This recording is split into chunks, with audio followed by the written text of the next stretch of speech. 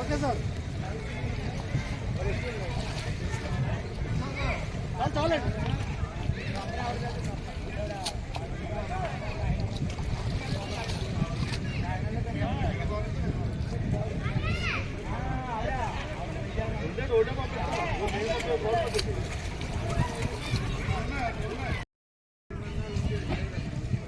చాలా చెత్త చిన్న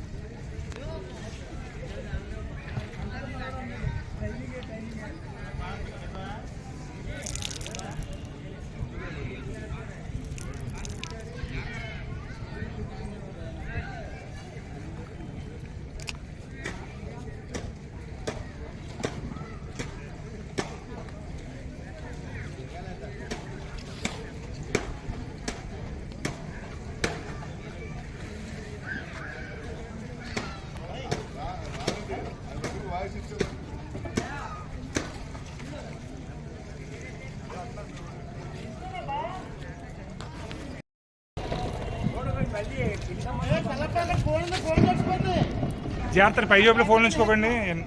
పై జోబులో ఫోన్ తీసేయండి, ప్యాంట్ జోబులో పెట్టుకోండి, ప్యాంట్ జోబులో పెట్టండి.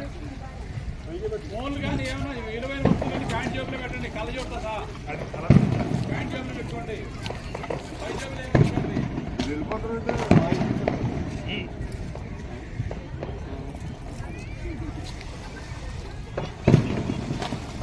ఈ మధ్యలో ఫోన్ చేసి ఆర్కావాడు తలుపులతో వాడు ఫోన్ చేసి వచ్చేస్తున్నానని చెప్పి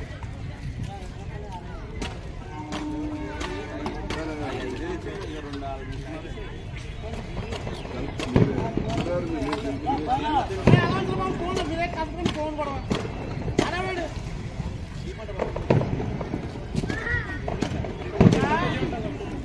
అందించే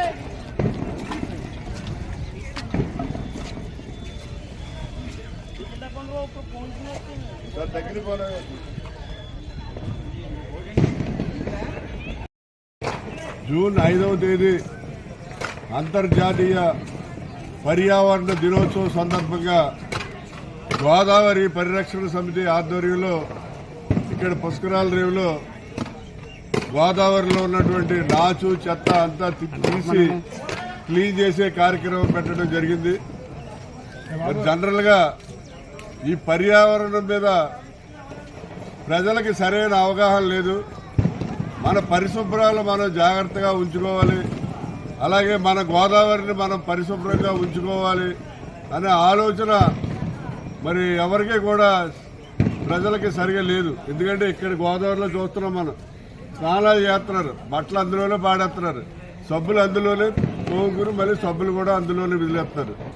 మరి టౌన్లోకి వెళ్ళినట్లయితే అపార్ట్మెంట్లు పైనుంచి డ్రైన్లోకి డైరెక్ట్గా చెత్తా చెదారం పడేస్తారు. ఎందుకంటే కిందనే అపార్ట్మెంట్ పోతాడు తప్ప పై వాళ్ళకి ఎఫెక్ట్ అవుదని. ఈ పర్యావరణం సమతుల్యం పాటించకపోవడం వల్ల మనకి వాతావరణంలో కూడా సమతుల్యం లేక ఎప్పుడు వర్షాలు వస్తాయో కరెక్ట్గా తెలియట్లేదు, ఎండలు కూడా ఎంత ఎండలు వస్తాయో తెలియట్లేదు. మొన్న 4 రోజులు భరించరాని ఎండ 52 డిగ్రీల వరకు కూడా టెంపరేచర్ వెళ్ళిపోయి ఎవరో భరించలేని పరిస్థితుల్లో మరి ఎండ తీవ్రత ఉండటం జరిగింది. ఈ పర్యావరణ కాలుష్యం వల్ల మరి ఇదంతా కూడా జరుగుతుంది. మానవాళి మనుగడ కోసం పర్యావరణాన్ని పరిరక్షించవలసిన బాధ్యత ప్రజలందరి మీద ఉంది. కాబట్టి ప్రతి ఒక్కరూ కూడా ఈ పర్యావరణ బాధ్యతని తమ బాధ్యతగా భావించి పరిశుభ్రాలని చక్కగా క్లీన్గా ఉంచుకుని, అలాగే మొక్కలు నాటి ఎక్కువగా వీలైన మొక్కలు, ప్రపంచంలో జనాభాకి తగ్గట్టుగా మొక్కలున్న దేశాలు చాలా ఉన్నాయి. అన్ని ఎంతమంది జనం ఉన్నారో వాళ్ళకి 5 రెట్లు మొక్కలున్న జనాలు ఉన్నాయి. కానీ మన భారతదేశంలో ఉన్న జనాభాలో 1/3 కూడా మొక్కలు లేవు. అంటే ఈవేళ భారతదేశం యొక్క ఈ కాలుష్యాలకి కారణం, అలాగే మానవాళి మనుగడికి ముప్పు కలిగే విధంగా మన వృక్ష సంపదను అంతా కూడా పాడు చేస్తున్నారు. కాబట్టి ప్రతి వాళ్ళు కూడా, నేను రాజమండ్రిలో ఉన్నటువంటి స్కూల్స్ కాలేజెస్ పిల్లలందరికీ కూడా పిలుపునిచ్చేది ఏంటంటే, మీరు కనీసం ఒక మొక్కను నాటి ఆ మొక్కను సొంత మొక్కలా పెంచండి.